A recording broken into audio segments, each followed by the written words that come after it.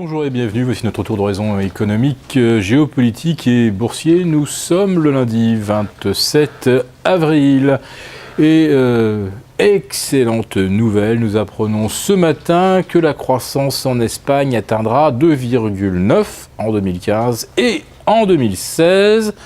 Rappelons-nous qu'il y a un mois, cette même croissance avait été revue à la hausse à plus 2,6. Le mois précédent, c'était 2,5.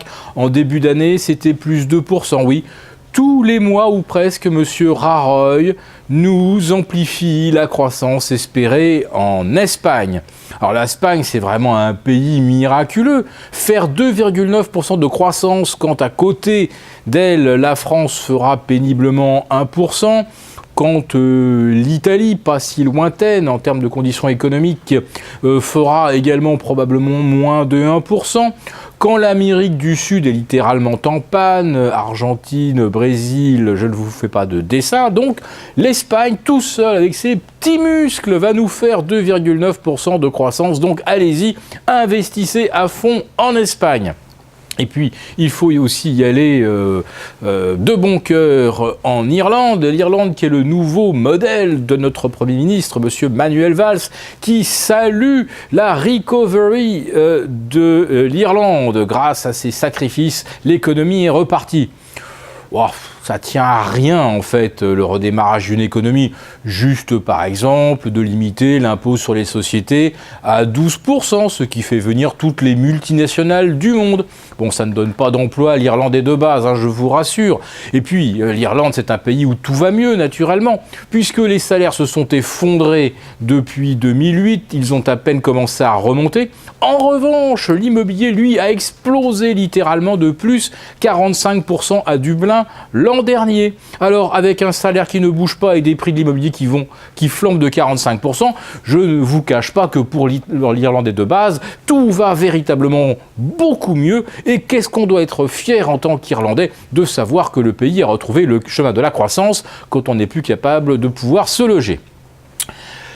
Tout va très très bien également en Chine. Toutes les statistiques les unes après les autres nous apprennent qu'on est sur un ralentissement. Alors HSBC nous calcule une croissance un peu inférieure à 7%, ce qui signifie dans la vraie vie qu'on est en dessous des 4% de croissance en Chine. Ah, la Chine bientôt sera rattrapée et dépassée par l'Espagne, n'en doutons pas. Pendant que la Chine donc ralentit, pendant qu'une grande entreprise d'État se déclare en faillite vendredi dernier, c'est quand même pas tous les jours qu'une société chinoise est déclarée en faillite, eh bien la bourse, elle, de Shanghai continue de flamber et s'offre ce matin, ce 27 avril, un nouveau record qu'on peut presque qualifier d'historique à 4530. Alors 4530, ça vous évoque quelque chose? Non. Ah bah si, le 28 octobre dernier, c'est-à-dire 6 mois moins un jour, le SSE à Shanghai était très exactement à la moitié des 4530. 100% de hausse en 6 mois moins un jour.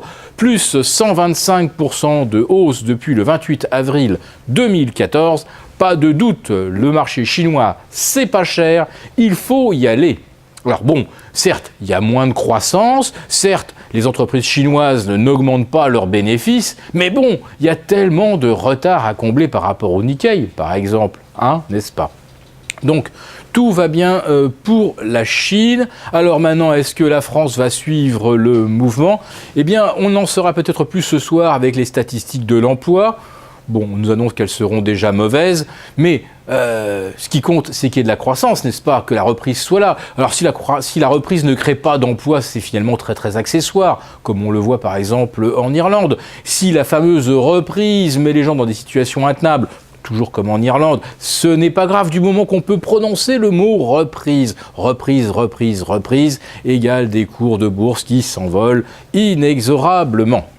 Alors, je vais quand même terminer par une petite anecdote. Vendredi soir, bah oui, vous le savez, on a pulvérisé de nouveaux records absolus sur le S&P, sur le Nasdaq, un Nasdaq qu'on a revu à 2100. Le S&P est allé chercher 2121 points. Un petit point de plus que lors de son précédent zénith du 19 mars dernier.